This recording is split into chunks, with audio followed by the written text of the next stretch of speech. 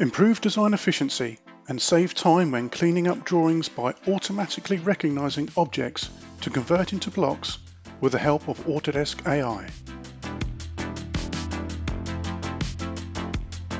Drawings that have been created without the use of blocks, such as those imported from other sources, can now be scanned and potential block objects can be identified. Once the groups of recognized objects have been examined, they can be quickly converted into new instances of either a new block or an existing suggested block, vastly speeding up this previously time-consuming process.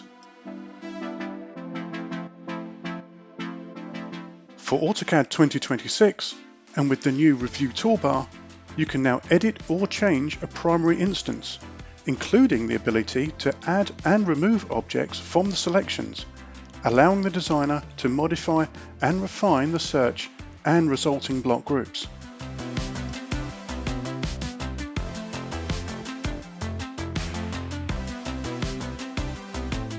The enhanced Smart Blocks Detect and Convert features provides designers with more flexibility and productivity than ever working with blocks.